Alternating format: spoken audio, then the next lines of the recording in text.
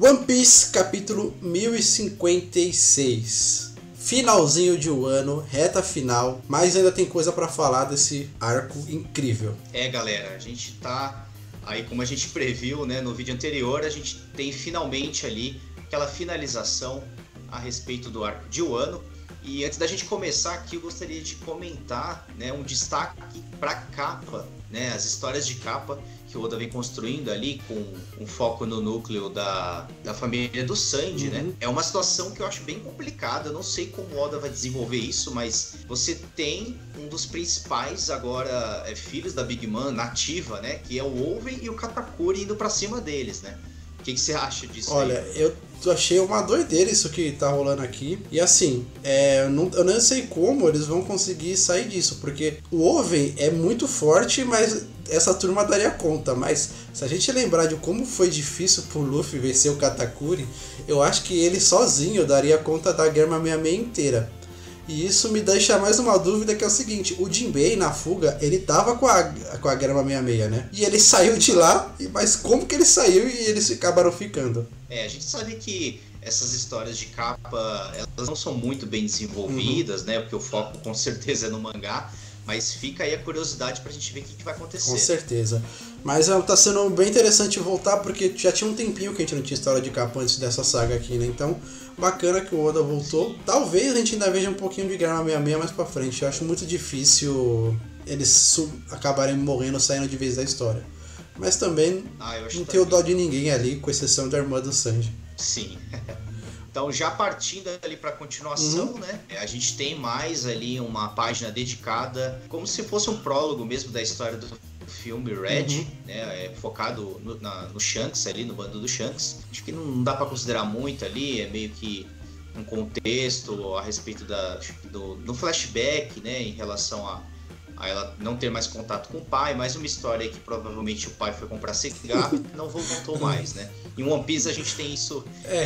E aí se juntar com o Yasop, né, a gente pode falar que isso aí é o bando dos pais ausentes. Exato. Bom, agora vamos ao que interessa. Finalmente, o ano. E a gente já começa vendo os impactos que o poder do Touro Verde tem, da técnica dele. Ele não mata direto, mas deu uma prejudicada boa, tanto no Raizo quanto na Shinobu. E essa foi uma questão que eu tinha até levantado, né? Em relação a suga ali de energia vital, seria só um déficit, né? Em relação ao poder deles, né? Mas pelo visto eles não morreram, estão no estado ali de recuperação, já estão sendo tratados pelos Minks, né? Mas eu acho que eles não morreram muito pelo tratamento imediato que eles tiveram. Talvez se eles ficassem jogados a ermo lá, eles tivessem morrido. E aí, talvez também os generais do Kaido não morram, porque eles são praticamente monstros indestrutíveis, né? Precisa de muito, assim. Mas se uma pessoa, alguém mais normal, como é o caso deles, do Raizo e da Shinobu, se não tivesse tratamento, era bem provável que eles tivessem morrido. E a gente fica sabendo que o Kinemon estava ausente da batalha, porque ele estava em Kuri, vendo como que estava a situação. Isso, ele chega, pede perdões, né? Ele não estava a par da situação, mas foi bem legal ali, já dando continuidade, né, a respeito de que a partir de agora eles vão reestruturar o país. Então, até a crush do Kinemon, né, exato, a Tsuru ali, ela comenta de que ela quer ficar sempre ao lado dele, então muito provavelmente ela também vai sair ali da cidade, né, e vai retornar à capital. Então isso foi bem bacana, e a gente já vê ali todos os Minks, juntamente com os demais bainhas, num clima muito mais tranquilo, descontraído, tranquilo e leve, sim, né? E eu acho muito bonito a história da Tsuru e do Kinemon, assim, é uma história que você vê que tem amor verdadeiro mesmo. Poxa, ela esperou ele por 20 anos, né? E ele também, assim, ele esperou 20 anos que ele teve o salto no tempo, mas você vê como ele ama ela mesmo por essas caras que ele acaba fazendo aqui. É uma pequena gag, mas é bem bonitinho de ver. Com certeza, é um sentimento sincero, né? E aí a gente já pula pros Minks de fato para saber como que vai ficar a situação em Zou. O Inuarashi e o Nekomamushi acabam decidindo que a Carrot vai reinar em Zou. Isso me pegou muito de surpresa. Isso pra mim também, galera. Isso pra mim me pegou muito de surpresa. Fiquei muito impactado porque eu tava acreditando demais de que a Carrot iria fazer parte do bando do Luffy, né? Ela seria mais um Mugiwara ali do bando, porque já do Roger, a gente tem uma linha assim de variedade de personagens, né? E em muitos bandos fortes, até mesmo do bando dos Yonkous, a gente percebe essa variedade e pelo que a gente já estava percebendo do bando do Luffy, estava faltando alguém, né, no perfil de Mink. E a Carrot seria o personagem que mais tem aderência, mais teve empatia junto com o bando ali. Ela passou um bom tempo com eles, né? E a gente achou que ela fosse ficar. Mas aí até uma questão que eu comentei já com o Bruno antes do vídeo aqui, é de que ela se assustou, né, com essa informação, e a Wanda e o Lancelot se ofereceram, né, para dar esse suporte a ela, para ajudar ela em tudo. E foi aí que eu pensei, poxa, por que não eles então assumirem, assim como era, né, com o Inuyarashi e o Nekomamushi, e ela pudesse partir com o bando, mas pelo visto não é o que vai acontecer. Não é o que vai rolar. E uma coisa que me incomodou bastante disso é que foi apresentado pra gente que a Carrot carregava muito o legado do Pedro. E o Pedro tinha muito esse lance de ela conhecer o mundo, conhecer os mares com os chapéus de palha. E agora ela só fez um rolezinho ali pra Whole Cake, foi pra Zou, foi pra Wano e já vai voltar pra governar Zou. Eu não curti essa decisão, eu acho que ela ficaria muito melhor como Mugiwara mesmo. De tanto bater nessa tecla do legado do Pedro, eu achei que o legado que ele tanto dizia pra ela saiu um pouco desse lugar que ela cresceu a vida inteira, que é Zou, e conheceu o mundo de fato. Então eu não achei legal. Pelo Oda ter falado que os Mugiwara seriam 10, eu achei que ela seria a 10ª fixa e Yamato ia ser meio que um membro honorário, como foi o Oden, que o Yamato fala que é Oden. Então eu achei que de fato ele ia ser o Oden, assim como o Oden foi ali um membro postiço do Roger e do Barba Branca. Eu achei que ia acontecer a mesma coisa com o Yamato, ele ia dar um rolê todo até o final do One Piece ali, e depois ele voltaria pra decidir o que ia fazer da vida dele. Com certeza, e mais um ponto aí, que se vocês quiserem, galera, deixem nos comentários aí também. Foi um outro tema de vídeo que a gente já pensou em fazer, referente a como estará o bando do Luffy quando de fato eles alcançarem ali o tão sonhado One Piece, né? E um ponto que a gente já percebeu em outros bandos é que nessa corrida, né, pelo One Piece, eles também tendo um bando bem estruturado, todos eles a nível Yonkou ou não, mas tendo um bando bem fortalecido, eles tinham aprendizes também. Sim, verdade. A Carrot poderia até ser considerada uma aprendiz, a gente chegou a considerar o Momonosuke também, a Otama, então acho que fica aí nessa dúvida também se o bando do Luffy terá aprendizes. E agora eu queria falar de um quadro aqui, é um negócio assim, não passou no mangá, mas esse quadro me lembrou de uma questão, que a gente vê o Zunisha, né, carregando o Zou num quadro bem breve aqui. E eu lembrei que o Zunisha conversou com o Momonosuke e o Luffy, eles entenderam o que ele disse e ficou por isso mesmo, né? Não teve mais explicação. E assim, pelo One Piece tá caminhando pro final, eu não achei legal ter mais uma ponta solta aí no meio da história. Eu queria que essa questão do Zunisha fosse resolvida antes de seguir em frente. Exato, porque caso vocês não lembrem, galera, dentro dessa conversa, o Zunisha ele comenta com o Momonosuke e pergunta se ele quer que ele derrube as barreiras de Wano. Né? E o Momonosuke fala que ainda não é o momento, que ele ainda tem muito a que fazer para que isso seja possível. E aí Zunisha responde que vai se sacrificar então até que isso aconteça. O porquê que Zunisha vai se sacrificar, né? Então foi mais um gargalo que a gente tem aí, sendo nesse ponto que o Bruno levantou muito bem. E nós já estamos caminhando para o final. Não há espaço mais para mistério. Já tem muita coisa para ser resolvida e agora ficou mais um. Então já tem muita coisa assim. Chega de abrir mistério e vamos fechar o que tem, mas beleza. Vamos ver o que vai rolar daqui para frente, né? Vamos confiar no autor. Então já partindo para a sequência aqui, galera, numa outra sala a gente vê o Momo, né, e a sua irmã ali comentando. Na verdade eles estão assim impactados em reverem o seu avô, né?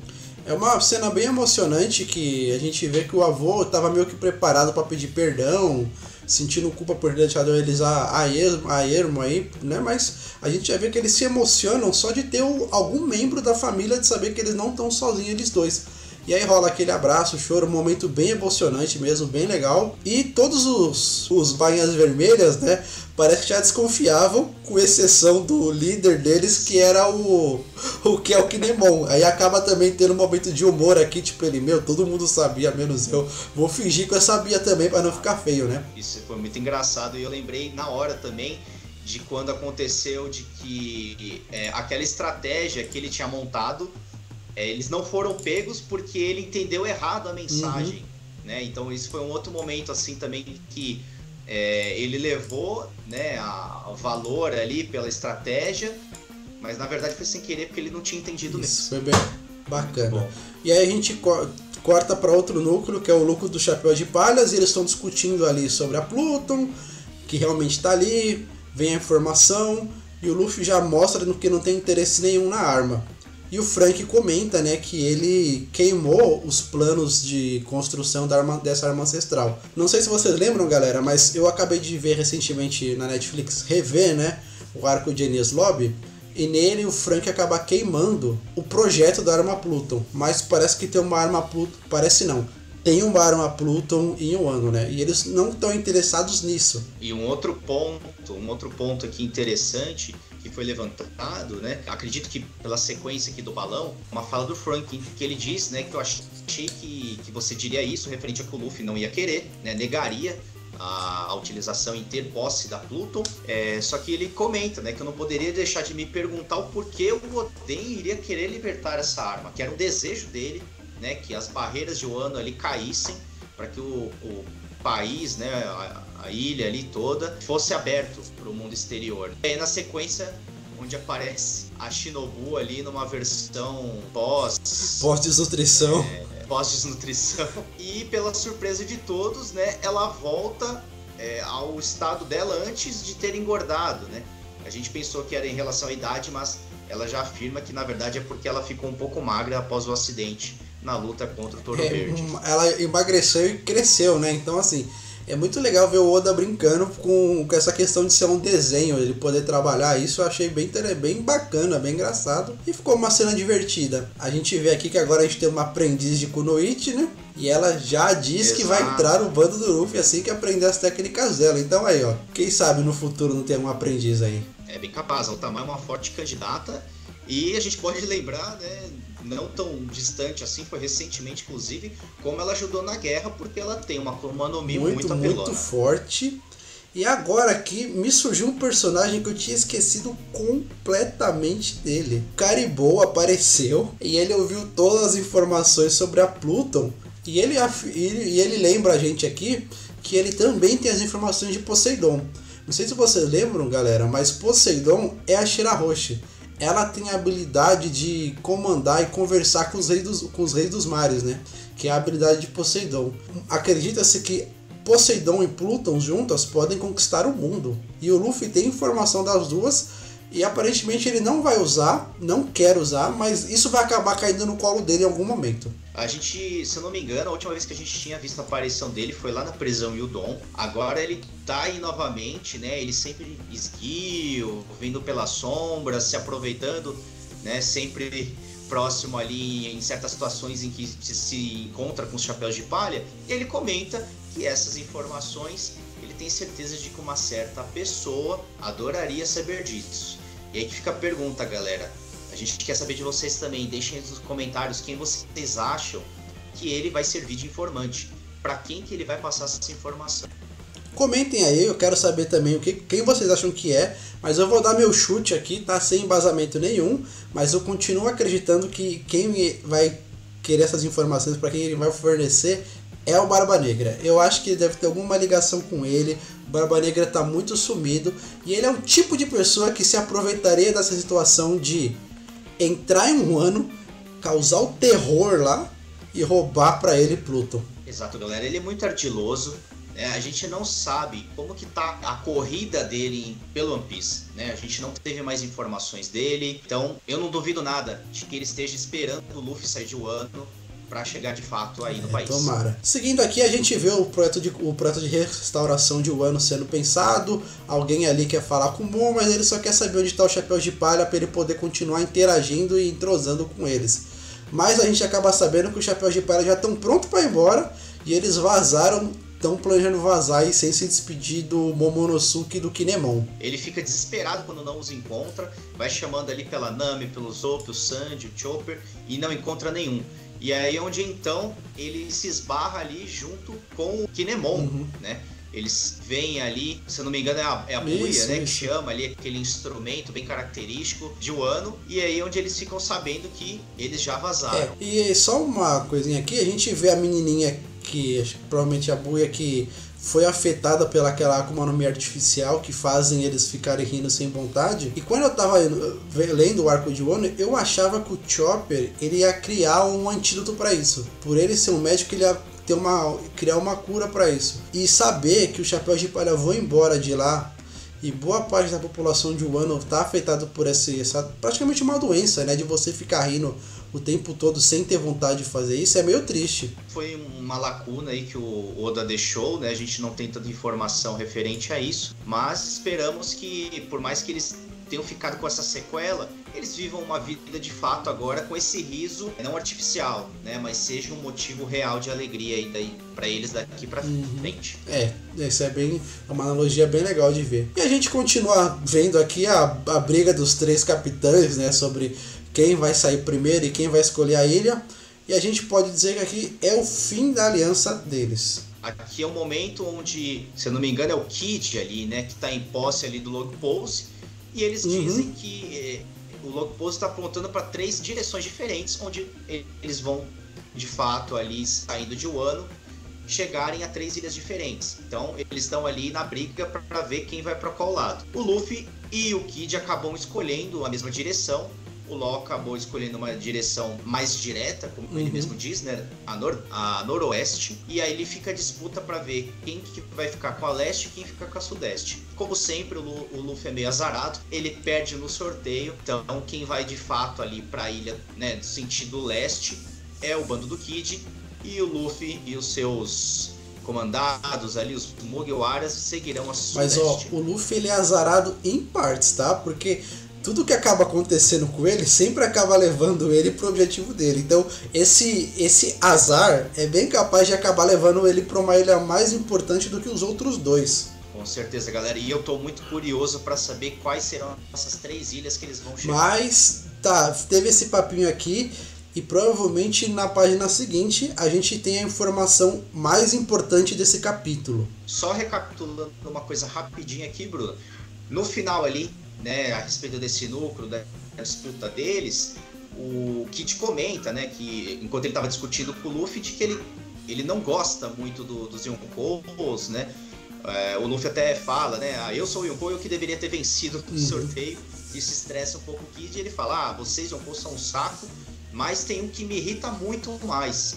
E é esse cara, e é quando ele tira o papel, né, que de fato, manda aí, Bruno, o que é que ele tá vendo? A gente vê o Bug com o Drácula e o Mihawk, os Olhos de Falcão e o Crocodile. Isso mesmo, o Bug, o Yonkou Bug, que a gente já sabia, tem como aliado o Mihawk e o Crocodile. E ele criou uma organização chamada Cross Guild. Exato, que é o que intitula esse capítulo, galera. E que surpresa em saber disso, né? Assim que eu vi essa imagem, eu lembrei muito do que aconteceu a pedido da Marinha, de que né, esse título de Shichibukai ele fosse extinto em uma das mudanças ali instituída provavelmente, né, por influência do Gorosei também, mas pelo almirante de frota, de que fosse extinto esse título e que eles fossem caçados. Como o Bug ele é muito ardiloso, ele deve ter utilizado essa informação para que eles pudessem se juntar também e conseguir se defender. E também, galera, não foi só isso. Tem mais uma informação dita aí que vai mexer muito durante esse final de jornada, né, de One Piece também, de que eles fizeram o quê? Essa corporação que o Bug chamou, né, de Cross Guild, eles estão colocando também recompensa nos marinheiros, galera. Sim, é verdade. E assim, isso vai, como eles mesmos disseram no mangá, isso vai já tá chacoalhando a ordem do mundo como a gente conhecia, porque quem antes era a caça, né, que eram os piratas caçados pela marinha, viraram caçador, e agora vai ter muito pirata e civil forte caçando marinheiro para conseguir remuneração, conseguir grana. E seria muito impactante a gente ver algum marinheiro de alta patente sendo capturado. E eu gostaria muito, galera, que fosse um deles o Touro Verde. Ele é um almirante ali muito arrogante, ele jogou sujo durante essa invasão. Eu acho que eu torceria muito para que algum bando pirata conseguisse capturar Seria ele. muito interessante se nessa volta ele cruzasse com algum bando forte e pegasse ele. Sobre assim, o motivo do Mihawk e do Crocodile ter se aliado com ele, eu acho o seguinte: o Mihawk, ele parece ter muito uma visão bacana, assim, interessante de mundo, no sentido de que ele viu isso como uma oportunidade de quebrar a ordem e de chacoalhar o governo mundial. Então eu acredito que ele vendo essa oportunidade, ele acabou se aliando com o Bug por causa disso. E o Crocodile, eu acho que ele se aliou com ele, mas com uma oportunidade de crescer mesmo.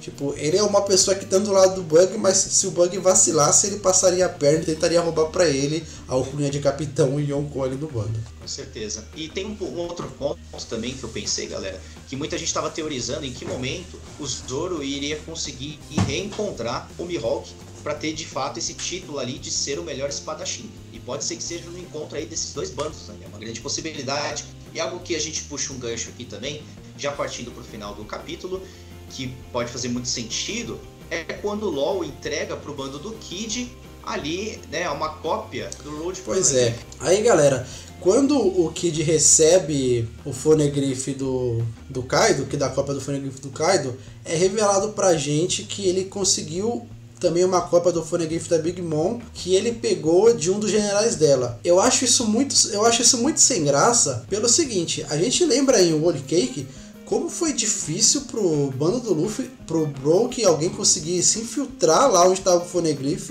para pegar.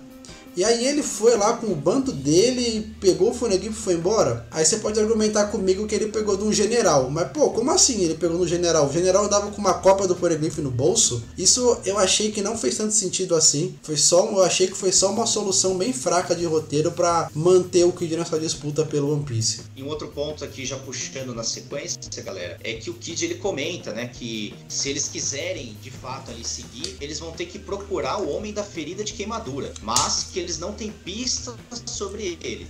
E aí fica um outro mistério aí, né, jogado. Até o Luffy pergunta, né, ferida de queimadura, de quem que vocês estão falando? O LOL fica quieto, a Robin fica num tom de dúvida ali, e aí o Kid tira uma com a cara do Luffy que fala: você não sabe?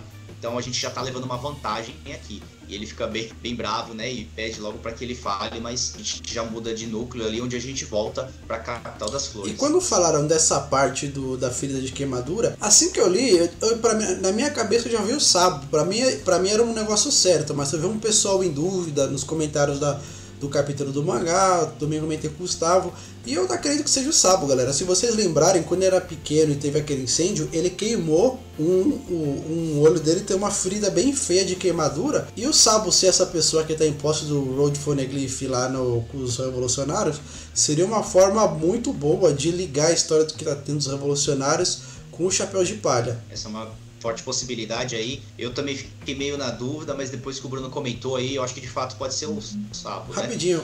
Aí na sequência... E se vocês têm alguma outra ideia de quem pode ser essa pessoa da queimadura, deixa nos comentários também, que a gente quer ouvir a opinião de vocês. Vocês podem vir aqui também, a gente está fazendo esse vídeo pela Twitch, então a gente gostaria muito de conversar com vocês ao vivo, né? Então vocês que gostam de assistir nossos vídeos aí pelo YouTube, compareçam também na Twitch, que todas as segundas-feiras a gente está lá para comentar também, hein?